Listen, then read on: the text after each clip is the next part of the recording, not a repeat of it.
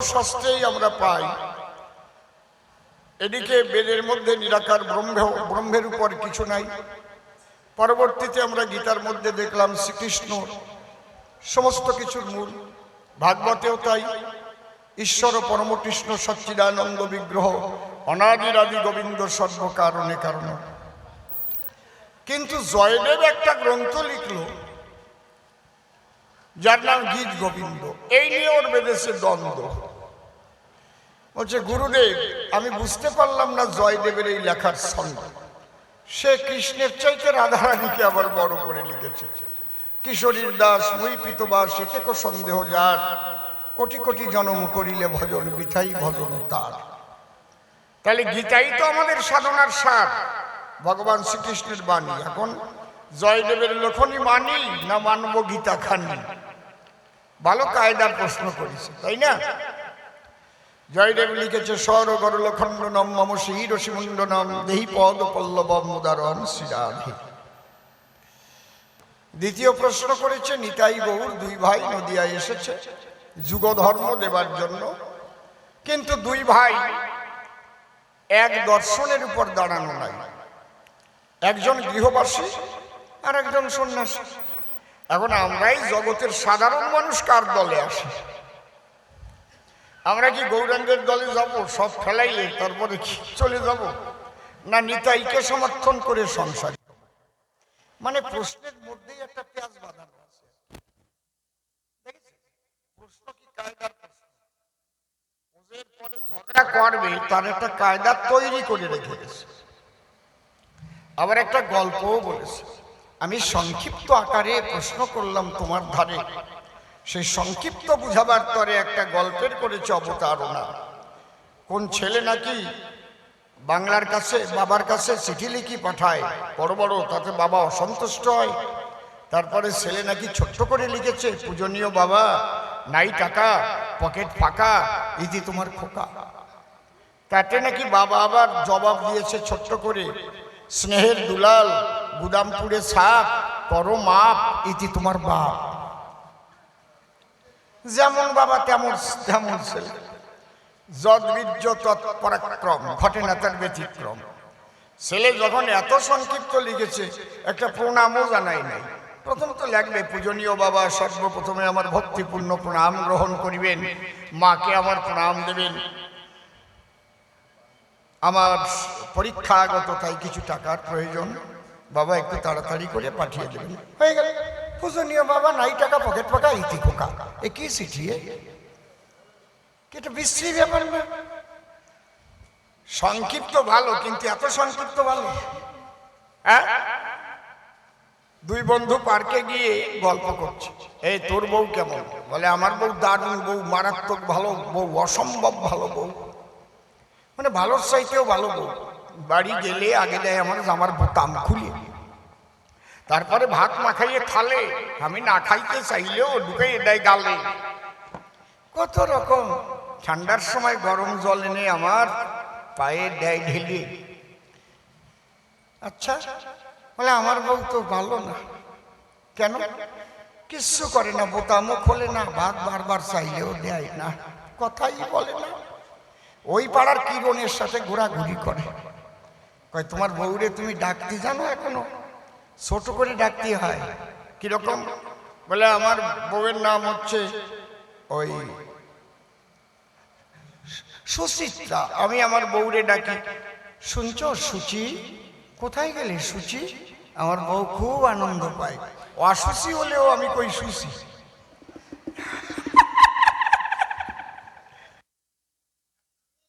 ডাক জানো না, এই জন্য বউয়ের ভালোবাসা পাও না।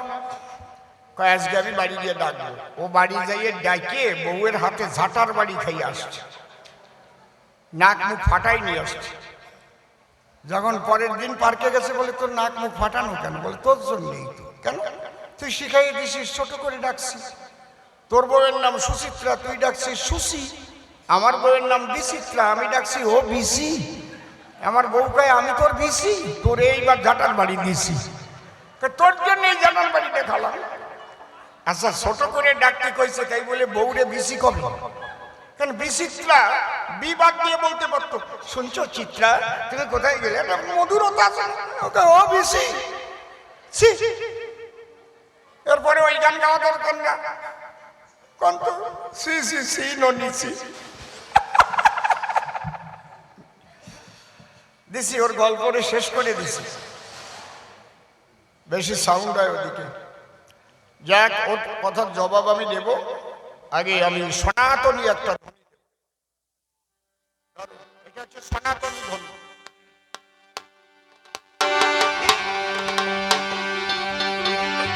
জয় জয় রাধা কৃষ্ণ নিতাই গৌর রাম সীতা মাতা পিতা হরিচাঁদ গুরুচাঁদ শিব কালী প্রেমানন্দে হরি হরি বল।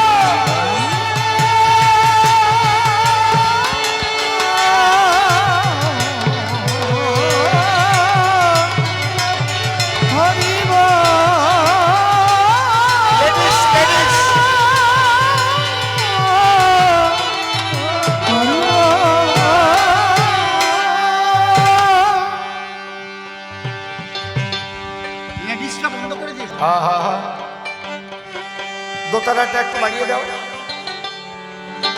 বড় বক্সে, বড় বক্সে, মনিটর না বড় বক্স।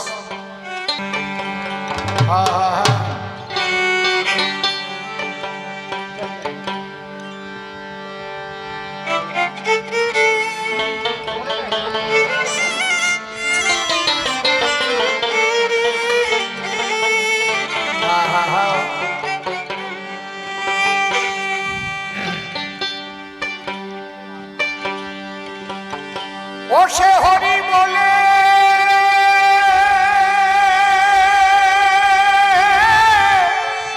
আরেকটা ভাই বাহু তুলে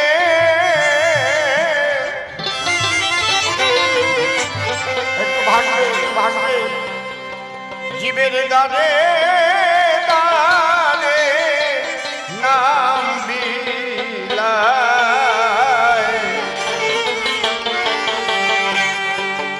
মন ভোলা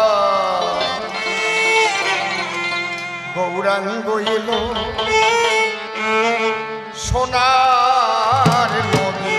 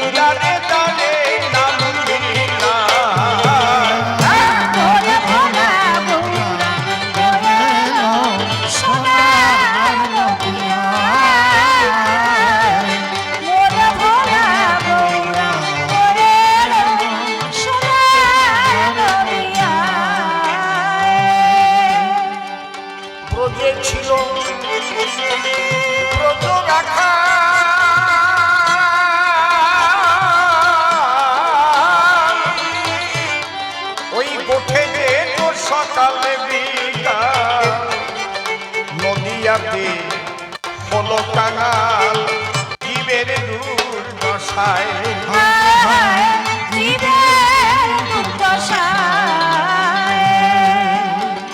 ব্রজে ছিল ব্রজ রাখা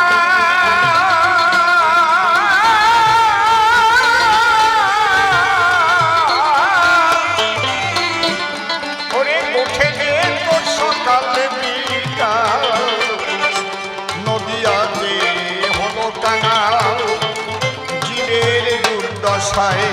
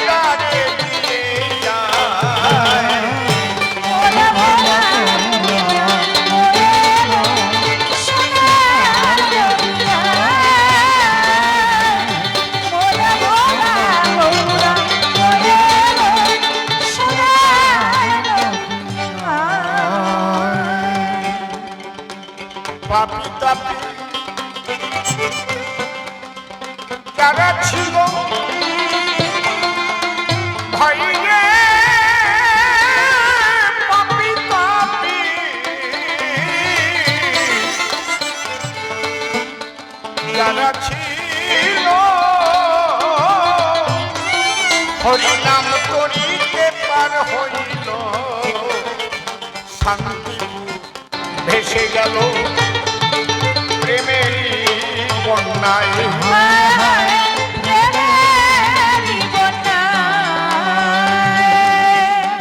অধম শিব বলে কর্মফলে, অসিক বলে কর্মফলে, অধম শিব বলে কর্মফলে আমার এ জনম বিফলে যায়।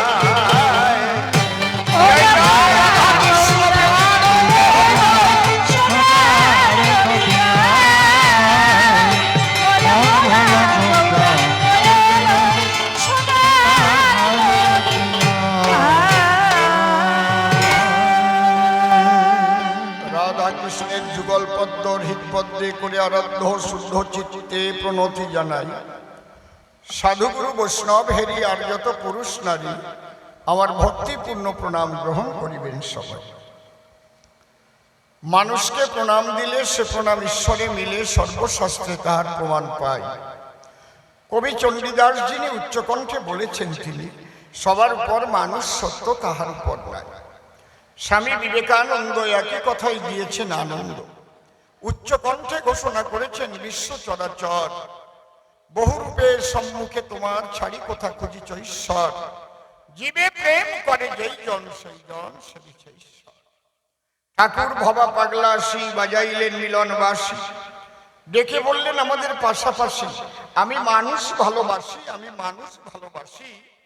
কোন তীর্থের নাই প্রয়োজন গয়া গঙ্গা কাশী, যদি শুধু মানুষ ভালোবাসি। সেই মানুষের চরণ লক্ষ্য করে প্রণাম করি বারে বারে। মানুষের যদি করুণা করে, করুণা করবেন ব্রজের রাই রূপসী কৃষ্ণ কালো শশী। বন্দনার ভাব করে শেষ বক্তব্য করিব পেশ, সবিশেষ সবার মধ্যে জানাই নিবেদন। আজকে এই দত্তবাড়ি কবিগান আমার জীবনের নূতন অনুষ্ঠান। ইতিপূর্বে আমি গান গাইতে কখনো এখানে দেইনি দর্শন, তবে আমার পরিচয় দেওয়া নাই দরকার, আমি আপনাদের অসীম সরকার।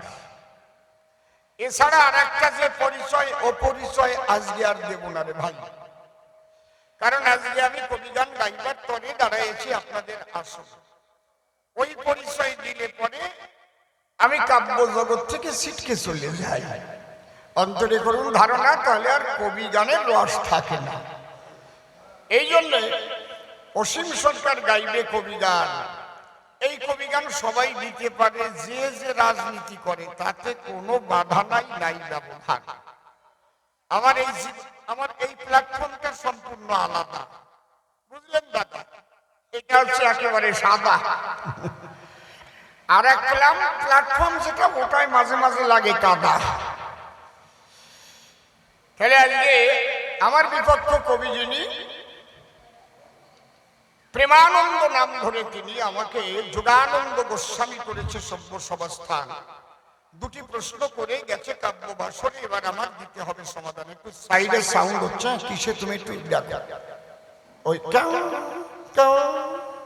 এটা তোমার কানে তো আমাকে বাজা উচিত। এইবার প্রথম প্রশ্নের জবাব দিতে বাসনা আছে আমার চিতে, সুধী সাথে করিবেন শ্রবণ। প্রশ্ন করেছে দান, জয়দেব রাধারানীকে বড় করল কেন?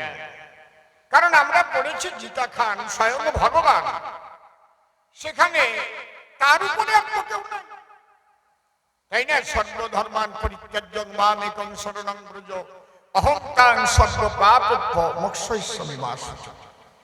বাবা শোনো, বাবা প্রেমানন্দ, সুন্দর তোমার প্রশ্নের ছন্দ, কিন্তু প্রশ্নের মধ্যে কেমন একটু আইস্টে আইস্টে গন্ধ। কারণ তুমি যে ভালো করে বোঝো নাই, এটা আমি বুঝতে পেরেছি হয়ে গোসাই। শোনো, লেখা আছে শাস্ত্রের পাতায় যে কৃষ্ণ প্রাপ্তির পথ বহুবিধ আশয়, কোন পথে পরিপূর্ণ কৃষ্ণ প্রাপ্তি হয়। কৃষ্ণ যে সর্বশক্তিমান, জয়দেবটা অস্বীকার করতে যাবে কেন? কিন্তু সেই কৃষ্ণকে যদি পেতে হয়, রাধারানীর করুণা না হলে কৃষ্ণ পায় না কেউ কোনো কালে। জয়দেব এই কথাটাই বলেছে তার গ্রন্থের পাতায়। কেন? যে কৃষ্ণ সর্বশ্রেষ্ঠ, কৃষ্ণ হচ্ছে জগতের ইষ্ট, তাকে পেতে গেলে রাধাকে করতে হবে তুষ্ট। কি কারণ? কৃষ্ণ প্রেম করেছিল বৃন্দাবনে রাধারানী এবং সখী সঙ্গে। প্রেম করতে গিয়ে মদন মোহনে রাধার কাছে হার মেনে যায়। বলছে শতকোটি গোপিনীতে কৃষ্ণের না হয় কাম নির্বাপন, রাধা অঙ্গ পরশ মাত্র কৃষ্ণ মদন মোহন। বৃন্দাবনে অপ্রাকৃত নবীন মদন, কাম বিষ কাম গায়ত্রী যাহার বাসন।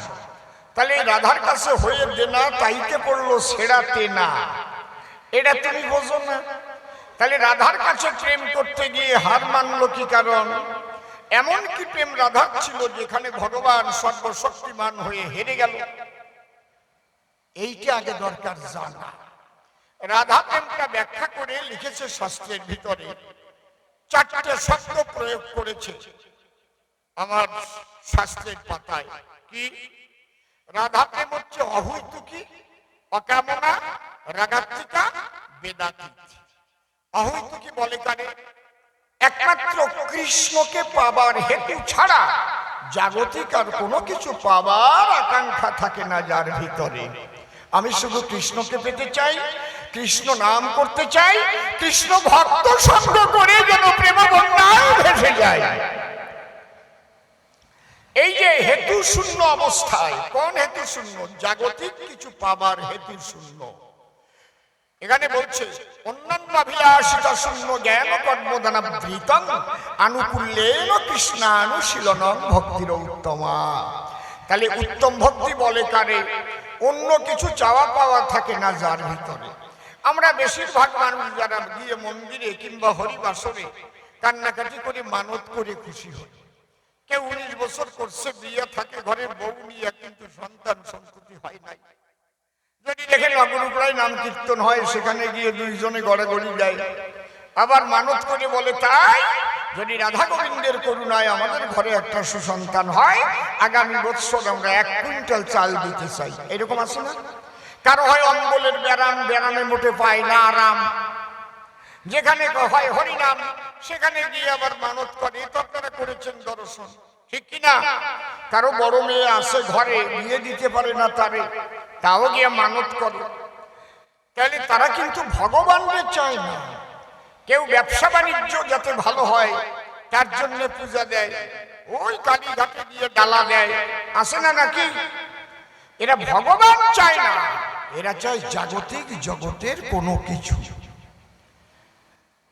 একে বলে হইতুকি, অর্থাৎ পার্থিব জগতের কোনো কিছু চাওয়া পাওয়া থাকে, হইতুকি বলে তাকে।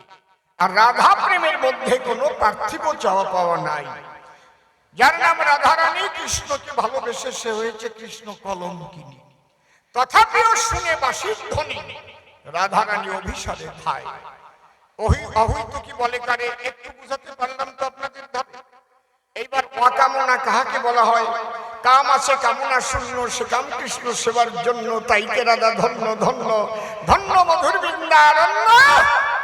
একমাত্র রাধা প্রেমের দায়। যেদিন সুখ পাখি বলেছিল তাই, সারি তোমার জানা নাই। দেখো, কৃষ্ণের বাম ভাগে রাধারানী আছে যতক্ষণ, তোমার কৃষ্ণ মদন মোহন ততক্ষণ। যখন কৃষ্ণ থেকে রাধা আলাদা হয়ে যায়, তখন গজগজা মদন তোমার কৃষ্ণ শ্যামরায়। তাহলে রাধার করুণায় কৃষ্ণ মদন মোহন। কাম আছে কিন্তু কামনা শূন্য। কামে যদি কামনা জাগায় তখন মানুষের পতন হয়, কিন্তু এই কামকে রিফাইন করে আবার প্রেমের বাজারে নিয়ে যায়, যাকে বলে ঊর্ধ্বরতি। আমি বলি সবার সম্প্রতি।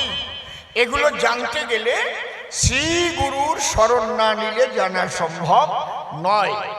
এই জন্য বলছে দীক্ষা গুরু কৃষ্ণ আমার শিক্ষা গুরুরাই, বৃন্দাবনের ভজন তত্ত্ব যাহার কাছে পাই। ঊর্ধ্বলিঙ্গ ঊর্ধ্বজনী ঊর্ধ্বরতি হয়, ঊর্ধ্ব না হইলে জীব যাবে জমালয়। পুরুষের লিঙ্গ হয় মস্তকের মণি, তাহা দিয়ে খেলা করে দেবপদ্মজনী। সাধকের স্থান হয় বৃহৎ বৃন্দাবন, শিরাধিকা হয় তার প্রেমের মহাজন। প্রেমানন্দে হরি হরি বল হরি বল। আজকে বাড়ির মধ্যে কবি গান আজে বাজে কথা হবে না সভাস্থান, বিশুদ্ধ বৈষ্ণবীয় তত্ত্ব নিয়ে আলোচনা হবে সবার ঠাই। চুপ করে থাকেন সবে, একদম বৈষ্ণব সাহিত্যের চূড়ান্ত তত্ত্বগুলো আজকে আলোচনা হবে, যার উপরে আর বৈষ্ণব সাহিত্যের কোনো আলোচনাই নাই, ওখানেই শেষ। তাহলে এই অকামনা বলে কারে, কাম আছে কামনা নাই অন্তরে, সে কাম কৃষ্ণ সেবার তরে। আর কি রাগাত্মিকা আর বেদাতীত। রাগাত্মিকা কারে কয়, এ খুব কঠিন বিষয়, আমার বন্ধুর সুখের জন্য যদি আমার নরকেও যেতে হয় তাতে আমার কোনো আপত্তি নাই। সেই জায়গায় আমার বন্ধু যদি সুখ পায়, ও বন্ধু রে আমারে কাদায়ে যেন তুমি থাকো সুখে। এই অনুরাগী ভক্ত যারা যদি চোখের সামনে নিজের ছেলে মরে গেছে দেখে তারা, তথাপিও কখনো তারা মায়ার কান্না এক ফোঁটা কানবে না মশাই। তারা ডেকে বলবে, ঈশ্বরের ঠাই তোমার যাতে ভালো লাগে তুমি করো তাই। প্রমাণ কোথায় পাই? শিবাস অঙ্গনে। যেদিন পঞ্চতত্ত্ব এক সনে করে হরি নাম সংকীর্তন, শিবাসের ছিল একটা 3 বছরের ছেলে, সে মরে গেল মায়ের কোলে। এদিকে মহাপ্রভু শিবাস, গদাধর, অদ্বৈত, নিত্যানন্দ তারা কিন্তু হরি নামে ভাসে চোখের চলে।